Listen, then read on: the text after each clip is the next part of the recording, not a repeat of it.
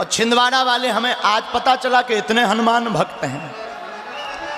एक बात बोले, आप लोगों की भक्ति देखकर हमें लग रहा 5 दिन की कथा सुनानी चाहिए थी। लेकिन रुको रुको रुको, इतने जल्दी नहीं, रुको, अगली बार। अभी तो 3 ही दिन की, फिर कभी 5 दिन की कथा सुनाएंगे, जो राम जी की कृपा होगी सो सुनाएंगे। लेकिन छिंदवाड़ा वालों से कोई जीत भी नहीं सकता।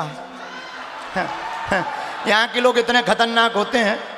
एक बार पेपर में क्वेश्चन आया, प्रश्न, चुनौती किसे कहते हैं बताओ। छिंदवाड़ा का चंगीलाल, हमारा एक चेला है चंगीलाल, छिंदवाड़ा में रहता है। चंगीलाल जो छिंदवाड़ा का रहने वाला था, उसने पेपर में पढ़ा चुनौती किसे कहते हैं बताइए। उसने उत्तर लिखा आगे पढ़िए।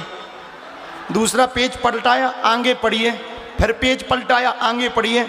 जब अंतिम पेज आया तो उसमें लिखा, मास्टर तेरे बाप में दम हो तो पास करके बता, इसे चुनौती कहते हैं।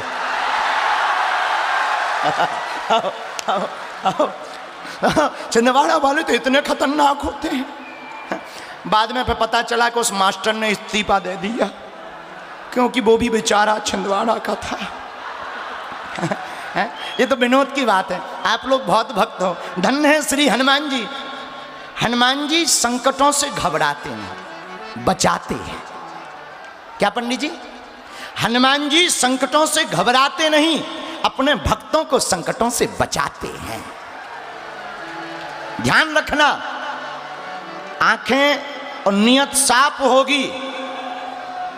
जिसकी सुमति होती है उसे पत्थर में भगवान दिखाई देते हैं, और जिसकी कुमति होती है उसे भगवान में पत्थर दिखाई देता है।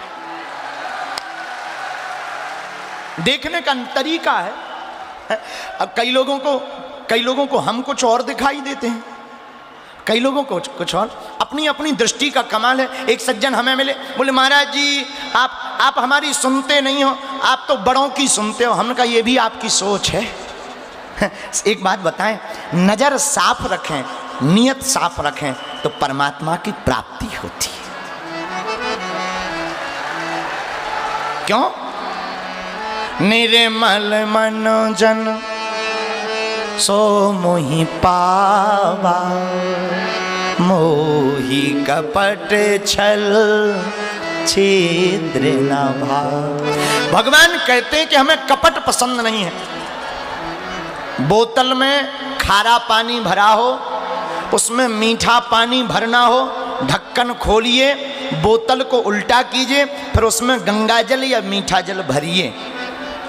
जब तक ढक्कन नहीं खुलेगा तब तक मीठा जल नहीं भरेगा। उसी प्रकार हमारे आपके अंदर भगवान की भक्ति भरनी हो तो पहले कपट का ढक्कन खोलिए और अज्ञान के जल को बहा दीजिए, तब ज्ञान का जल हमारे हृदय में बैठेगा।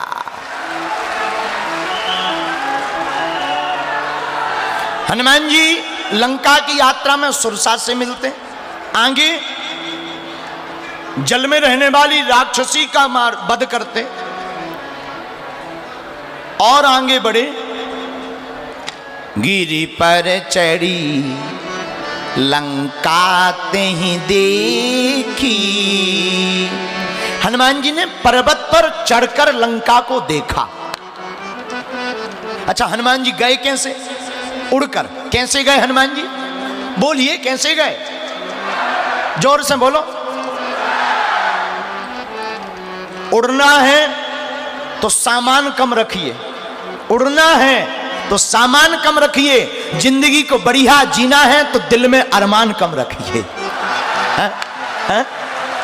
एक दिन हम सोच रहे थे बैठे बैठे, टेम्पू पर जाओ, टैक्सी पर जाओ, टैक्सी वाले कभी नहीं पूछते बैग कितने किलो का है, बस वाले नहीं पूछते, ट्रेन वाले नहीं पूछते, लेकिन हवाई जहाज पर जाओ तो वो पूछते हैं कितना केजी, क्योंकि उड़ान में फिक्स वजन ही ले जा सकते हो।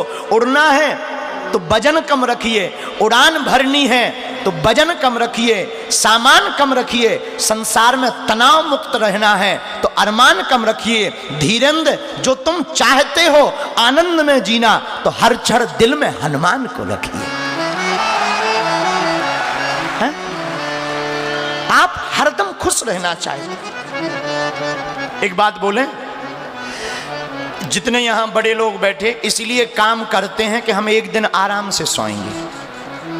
हर आदमी काम इसलिए कर रहा कि हम एक दिन आराम से सोएंगे, पर हकीकत यह है वो दिन कभी नहीं आता। जितने लोग बैठे वो काम इसलिए करते कि हम एक दिन आराम से सोएंगे। बस गुरुजी बेटी की शादी हो जाए पर भजन ही करना। महाराज अब बेटी की शादी हो गई अब तो भजन करो। महाराज जी भजन तो करना है, बेटा की और शादी हो जाए। अब बेटा की शादी हो गई अब तो भजन करो। गुरुजी थोड़ा नाती का मुंह देख ले।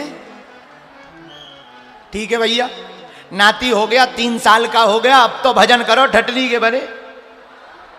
गुरुजी दुविधा में है। क्या दुविधा है? गुरुजी बेटे का बेटा आता है, गोद में बैठता है, कहता है बाबा बाबा बाबा, वो भी कहता है बाबा बन जा, लेकिन तब तक बेटी का बेटा आ जाता, वो कहता नाना नाना नाना। अब समझ में नहीं आता कि ना में माने कि बाबा माने। हमका ये तो दुविधा है। जिंदगी में काम जब तक रहेगा, जब तक मर नहीं जाओगे, जब तक रहेगी जिंदगी, फुर्सत ना मिलेगी काम से। कुछ वक्त ऐसा निकालो, प्रेम करो प्रभु राम से।